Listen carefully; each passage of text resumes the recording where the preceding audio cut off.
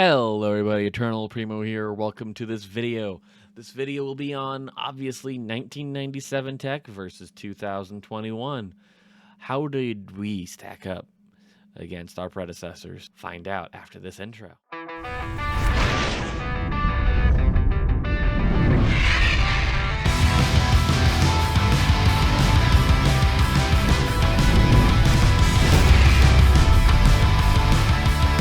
Alright, before going on, don't forget to like the video if you like the video and subscribe to the channel.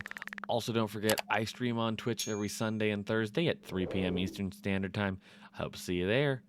Now, with that out of the way, let's get on to that juicy tech. Alrighty here, now we're already starting to see how we really have gone a lot different from 1997 on just tech number one, haven't we? Look at this. These were what cell phones were like back then. And look, this is even a nice little diagram. 1997, Nokia. They didn't do too bad. These things were durable. They had a few games on them. They weren't obviously very functioning games. That was going to be like Snake, things like that.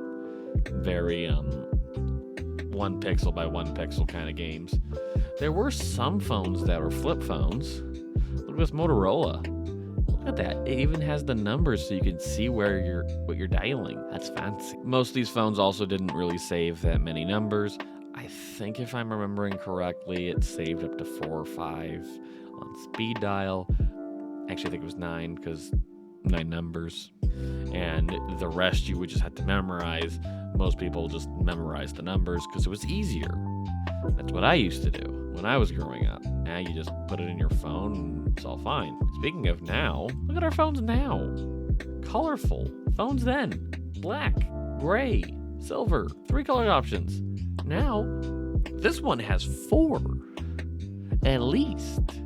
Not even mentioning the cases, which these phones all have cases, because it's quite literally, if I can get a good, there we go.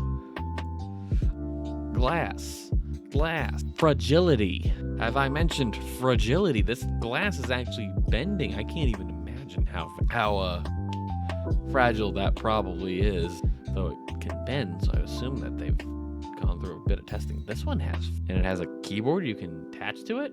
We're so tired of our phones not having keyboards, we have attached keyboards to our phones. And there's enough screen real estate that it could be another laptop. We're advancing in a very weird direction on phones, is what I'm trying to get with. Next is our credit card machines, and this is kind of fun. And this is how my mindset works here. I work in retail still, so I know our technology in most retail stores aren't generally going to get updated when the new piece of tech comes out, unless it's a very standard changing piece of tech, which means we have to do it, otherwise we're not with the standard. 1997, I imagine still a lot of card readers were these, which is carbon paper that you would just copy on top of the actual card. Just put the credit card down, carbon paper on top, take that massive weight, slam it onto this side. Actually, I think it went this way to get the carbon copy. You would take that piece of paper to the bank. They would say, yes, this is a bank holder. I will now transfer that money from their bank account to your bank account. Have a good day. Simpler. 1960. That's when this was made. I can see some people still using this in 1997. I don't know how many, but I imagine some. 97 was when this came out. This is one of, not the very first. There were a few models before this, if I remember correctly. Card reader. You could actually swipe the card with this little magnetic strip it had across, and that was considered high tech. Very simple life. Buttons to put your pen in, little antenna to transmit a signal from this little machine to whatever bank it's trying to contact with. That really any bank it could do it with, in theory. Though I think at the beginning it was depending on what brand card you had. Now it's very universal almost. Speaking of universal, look at that. That could be used anywhere. You could slide your card in. I think some of them still have a slider on the side. Just in case. It's kind of like a troubleshooting thing. Oh, your chip doesn't work. Just slide it down the side. And with the chips that came out this last couple of years, just tap the thing on top right here, and it'll read your card. Do you know how amazing that is? Do you understand the feats of technology? Still have to enter a PIN occasionally, but not all the time. Gaming consoles were really fun back here. I mean, I get nostalgia all now and then. I mean, some of these aren't 1987, so I'm going to skip those. This PlayStation, it had actually a blue one. I don't remember if it came out in 97. There was Nintendo 64, Sega was around. It's still a Nintendo 64. Where's the Sega? Ha, here it is. There's a Sega. Sega died quickly though. You see a lot of different kind of gaming consoles. There were a lot of handheld ones because that was considered a neat and fabulous piece of technology back then, and even now I kind of consider it to be that. Now look, we've got the Steam console, which is basically Nintendo Switch, but it's also a mini PC that you can hold in your hands. It's awesome in a way. Gaming consoles in 2021 are kind of more fun though. A lot more diversity in what games you can play, but a little less diversity in what consoles. PlayStation, Microsoft Xbox, and Nintendo Switch. Now, I did mention Steam has made an appearance. They have dropped the gauntlet, and Valve Stream Deck has appeared. This thing's a PC all-in-one. Awesome. I've seen some reviews of it.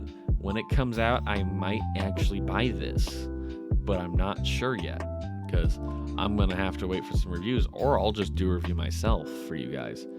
Get subscribed so you can see that, though. Computers in 1997 were very clunky. Look at this thing. First of all, floppy disk reader right there. There was another little bay reader. I think there was another floppy disk in there. Or was that a hard drive? What was that? I don't remember. Cynet. I don't remember Cynet. What was Cynet? I'm not going to look it up on my PC because I kind of want to... I don't know. I can't find anything about Cynet. Oh well. This was also considered a gaming PC at some point because you could game on some games. They weren't amazing games, but like they were games back then. I mean, very pixelated, but they had great storylines. Final Fantasy, I think, was a game. I can't remember that many games from 97 that were on PC.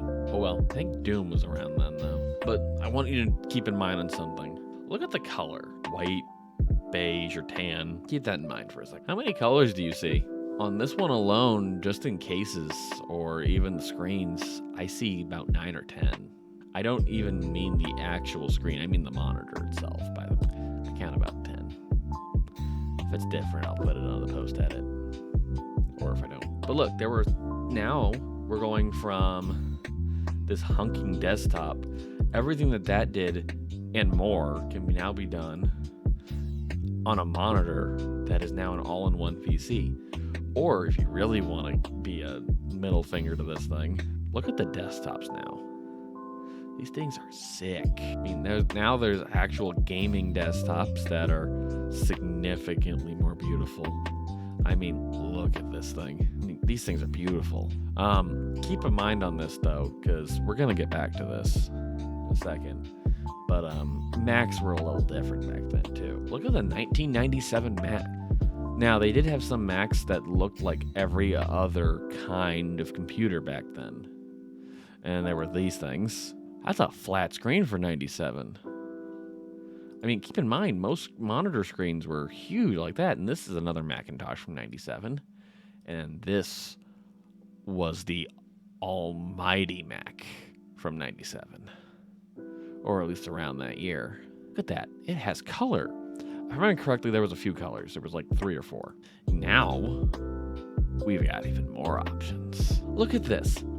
Just on this one alone, 1, 2, 3, 4, 5, 6 colors right there. I think they have even more color options too for their MacBooks, for their really laptops in general. Laptops, the screens, the desktop though, not so much. By the way, look at the price of this. Hoy, that's what I call murder. Macs are still a very good laptop. I don't use Mac, so I can't personally decide if a Mac is good or not.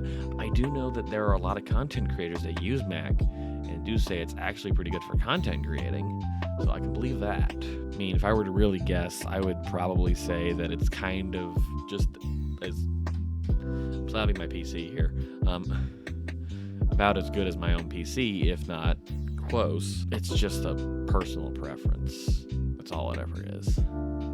I don't like the idea of locking yourself into one brand, though. Branch out. Try new things. So try a laptop. Look at 1997's laptops. 94 Apple, 97 Sony, and a 97 Gateway. These were meant more for business people, so it was kind of more of a, not out of necessity, but convenience. Oh, you want me to try and sell this stock right here? I'm at home. Let me just grab my laptop really quick. I'll sell your 20 stocks of, there you go, you're all good. I mean, these things were clunky, they were heavy, and now, thin. I would say they're still about as fragile as each other, so the fragility didn't change too much. Fragility, I think that's a word. I mean, if I were to say anything, I imagine that how fragile the old one was to the new one is the old one probably could take it a little more, but not that much more. Laptops are very fragile. And now you got gaming laptops. You couldn't game on laptops back then. It's gotten so much better. Ooh, that ASUS laptop's in stock. Go for it. Much like I think you guys should go for a digital camera. Look at this Panasonic. This thing's got a great body. It's got that great lens. Thing's gotta take great pictures. I doubt it. It can't take as good as pictures as this thing. I mean, look at this. I can get right up on my face. I can even zoom out like that. You guys see my hand? I'm messing with things. Don't worry about that too much. I'm not going to do that a whole often. There were some digital cameras like this back then, 97. Canon was killing it. They were very expensive digital cameras back then to get these ones. Even now they're kind of expensive, but nowhere near as expensive they were back then. And now they're even cheaper because technology's changed. Look at 2021 digital cameras. Oh! If they're not going to change their lens out, they're going to look styling on the body. If you're going to change the lens out, it's still got to look styling, and it's got to be comfortable in your hand. This is the kind of thing that I want from technology. This is how technology should advance. It should feel better in my hand than the old product. But look at these cameras. Canon's got this nice one. It's got that orange accents. I'd never used this, but it does look nice. A lot of digital cameras now, but mostly what you're seeing is they look a lot more professional, don't they? Look at that chungus lens. There's a lens that you'd want to see. But wait till you see the TVs. 1997 TVs.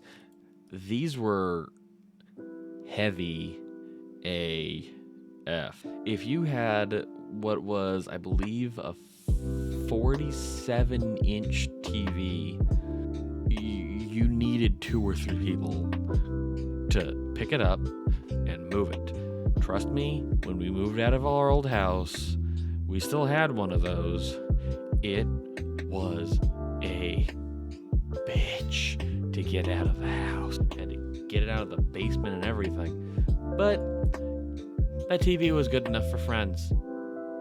So maybe, just maybe, it was good enough for you. Probably not.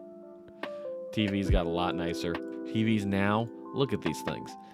Thin, light, dynamic colors. I think on the old ones you had maybe 3 or 4 color options, and as they got farther in they got that 4th color option, but I think in 97 they only had 3 unless you got a really high-end TV, but I don't even think then.